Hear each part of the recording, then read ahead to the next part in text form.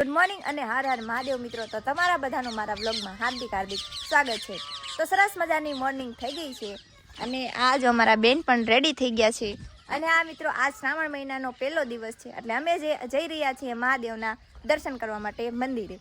અને વાતાવરણની વાત કરું તો આવી રીતનું કંઈક વાતાવરણ છે. હવે વરસાદ આવી જાય તો સારી વાત છે.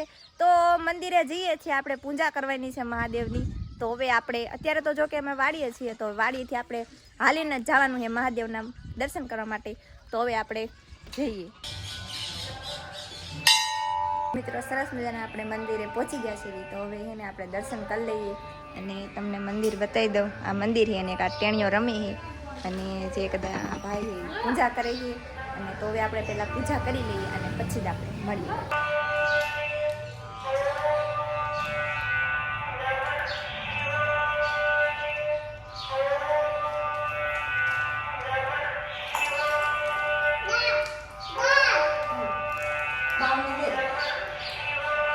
સરસ મજાના મહાદેવના દર્શન કર્યા અને હવે આપણે દશામાના દર્શન પણ કરી લઈએ, કેમ કે મંદિરે તો દર્શન કરી લીધા છે. હવે એમાં એવું છે, મારા કાકી મારા મોટાબાની બધા વ્રત રહ્યા છે દશામાના. તો આજ દશામાના વ્રતનો બીજો દિવસ છે. તો એને ગામમાં બધાએ 7-10 બાયુએ બધા ભેગા થઈ અને દશામાની મૂર્તિને એવું બધું લાવ્યા છે.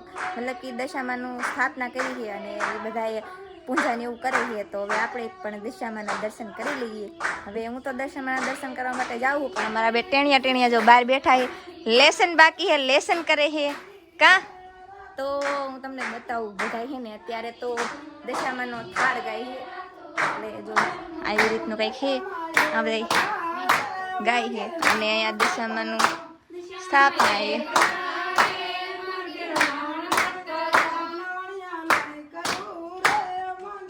અત્યારે એનો જે થાળ હોય, થાળ ગાઈએ.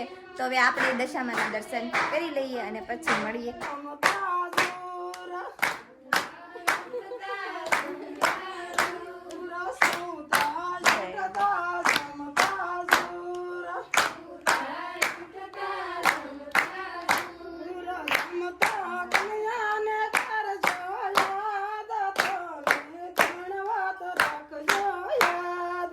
સરસ મજાના આપણે દર્શન કરી લીધા છે અને હવે આપણે જવાનું છે ડાયરેક્ટ વાડીએ.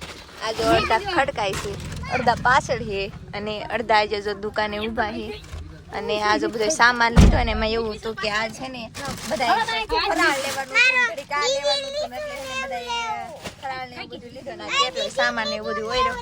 અને આ મારા બેન જો આમાં બધા બોલાઈ ગયો અને આ જો બધા આ બધા બેહી ગયા છે. હવે ડાયરેક્ટ આપણે જવાનું છે વાડીએ.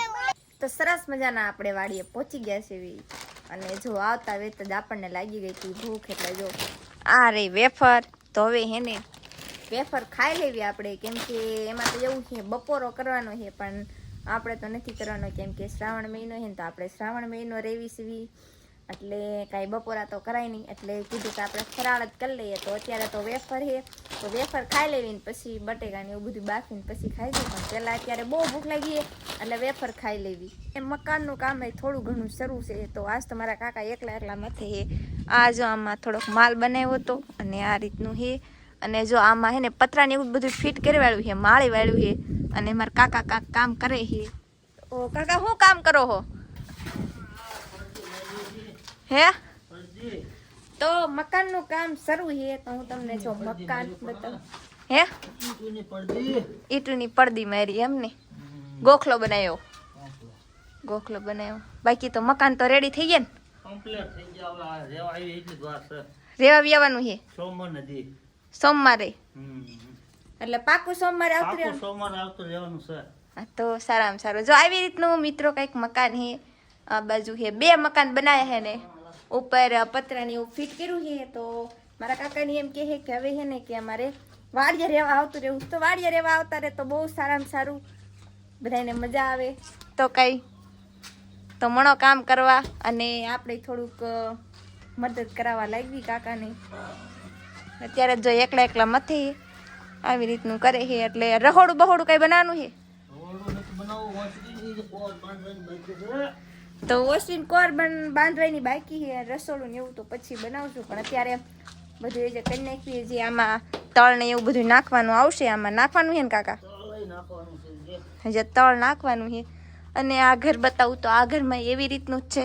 આમાં તે નીચે જે તળ ને આવશે અને આ બાજુ એક પડદી કરી નાખી છે અને ઓલા ઘરની બાકી છે. અને અહીંયા તો હાવ એમણામાં જ બાકી છે એટલે અહીંયા તો લગભગ 2 બાજુ પડદા બનાવવાના રહેશે.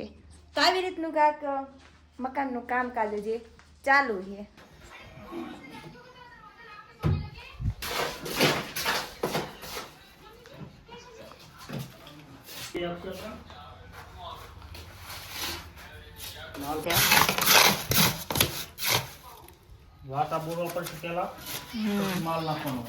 પેલા વાટા પૂરવાના હોય.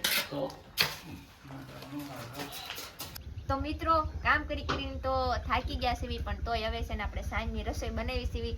રસોઈમાં તો જો કે આપણે બાજરાના રોટલા બનાવી સીવી. આવો રોટલો થાય છે, બહુ સારા તો જ નથી આવડતા પણ આવો થાય છે. હવે થોડાક દેમણામાં બનાવીશ ને એટલે ગોળ ને ગોળ રોટલી થાય. હજી બહુ ગોળ રોટલી નથી કેમ કે જો તમને થોડોક ઓલો છે હજી એને આવી રીતે બનાવવાનો થોડોક ઓલો થઈ ગયો.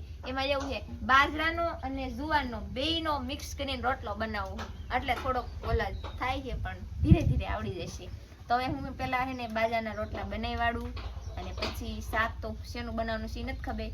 પેલા બનાવી નાખ્યું પછી શાક બનાવીને પછી વાળું પાણી કરી દઉં. તો હવે વાળું પાણી કરી લીધી છે અને 9 વાગી ગયા છે. તો હવે આપણો ટાઈમ થઈ ગયો છે સુવાનો. તો હવે આપણે સૂઈ જઈએ. અને હા, જો અમારા બ્લોગ તમને સારા લાગતા હોય તો અત્યારે જ અમારી ચેનલને સબસ્ક્રાઈબ કરો, મસ્તીની બ્લોગ. અને હા, જો અમારા બ્લોગમાં કાંઈ તમને ભૂલચૂક દેખાણી હોય બોલવામાં તો એવું હાલા રાખે મિત્રો, કેમ કે જે આપણે નાના એવા શું કહેવાય બ્લોગર્સ એવી તો એવું તો હાલા રાખે. અને હા, જો જ્યાં ભૂલચૂક થતી હોય તો ના જરા કોમેન્ટ કરવી તમારે, જેથી અમારો જે આગળનો બ્લોગ હોય તો એમાં એવી ભૂલ ના બને. ઓકે, તો મળીએ આપણે એક નવા બ્લોગ સાથે. ત્યાં સુધી બાય બાય.